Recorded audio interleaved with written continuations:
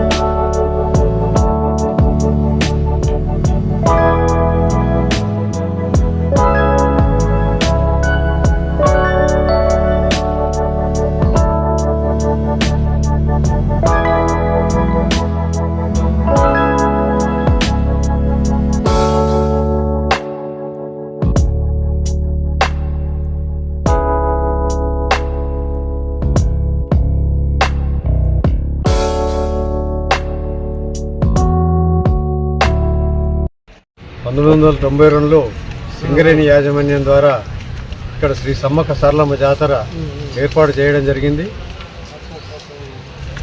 బోయ పూజారులు అక్కడ ఏ పద్ధతి మేడాలలో జరుగుతుందో అదే పద్ధతిలో జరిగే విధంగా 32 సంవత్సరాల నుంచి అదే కోయ పూజారులు ఇక్కడ పూజలు అందిస్తున్నారు.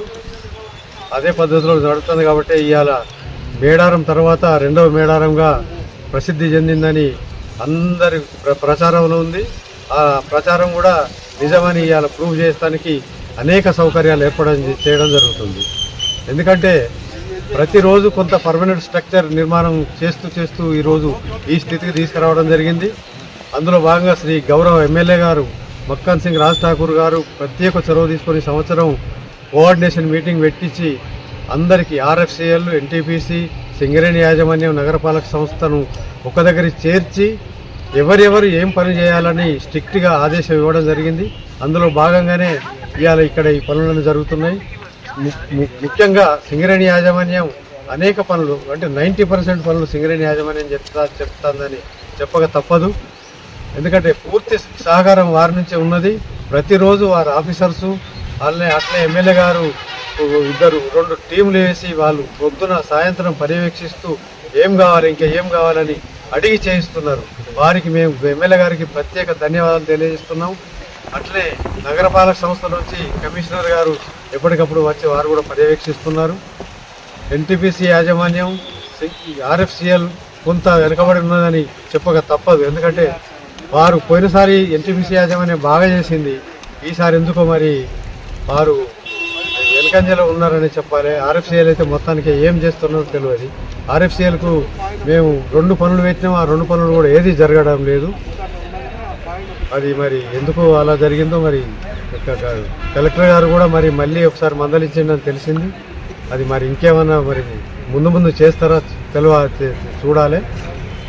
ఇప్పటి వరకు 21/4/2024 నుండి 2024 వరకు సమ్మక్క జాతర ఏర్పాటు జరుగుతుంది. అందులో 21 రోజు శ్రీ సారలమ్మ తల్లిని ఈ గెస్ట్ హౌస్ నుంచి సాయంకాలం తీసుకురావడం జరుగుతుంది. 22 నాడు కంకవనం కంకవనం 10 గంటలకు తీసుకొస్తారు. సాయంత్రం 7 గంటలకు సమ్మక్క తల్లి గద్దెలు చేరుతుంది. కాబట్టి 23 నాడు మొక్కుబడులు ఉంటాయి. కాబట్టి అనేక మంది భక్తులు దర్శించుకొని అమ్మవారి కృపకు పాత్రలు కావాలని కోరుకుంటున్నాం. ఎప్పటికంటే ఈసారి అనేక సౌకర్యాలు చేయడం జరిగింది. ఇంతకుముందు ఒకటే ఫ్లింకర్స్ స్నానం చేయడానికి ఉండేది. గంగలో స్నానం చేసినాక ఫ్లింకర్స్ కింద చేయాలని ఉద్దేశంతో ఒకటే ఉండేది. ఈసారి 2 ఏర్పాటు చేయడం జరిగింది. స్త్రీలు బట్టలు మార్చుకోవడానికి ఇంతకుముందు ఒకటే ఉండే, అది కాకుండా ఇంకొక 5 అదనంగా టెంపరీ షెడ్స్ ఏర్పాటు చేసి అలా ఎలాంటి అసౌకర్యం లేకుండా ఈసారి బట్టలు మార్చుకోవడానికి ఏర్పాటు చేయడం జరుగుతుంది.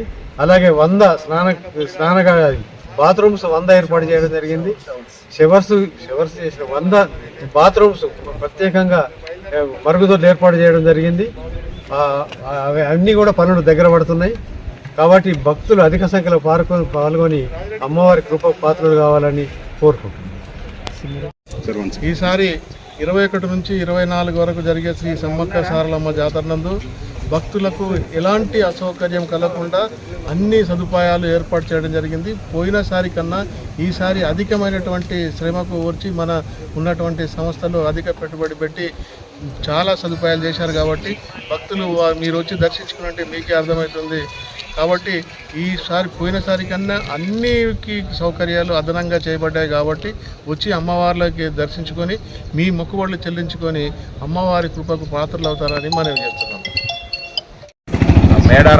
మినీ మేడారం మన సమ్మక్క సారలక్క దేవతల యొక్క జాతర సందర్భంగా మన అధ్యక్షుల వారు మరియు వాళ్ళ కమిటీ మెంబర్లందరూ పోలీస్ డిపార్ట్మెంట్ తరఫున గౌరవ మంత్రి గారు మరియు స్థానిక ఎమ్మెల్యే మస్తాన్ సింగ్ గారి ఆదేశానుసారం మేము చక్కగా ప్రజలకు సేవ చేద్దాం కోసం ఈ ఏర్పాట్లన్నీ ఈ కమిటీ ఆధ్వర్యంలో చేస్తున్నాం. దీన్ని చాలా చక్కగా భక్తులకు ఎటువంటి ఇన్కన్వీనియంట్ కలగకుండా అన్ని ఏర్పాట్లు చేస్తున్నాం. Thank you.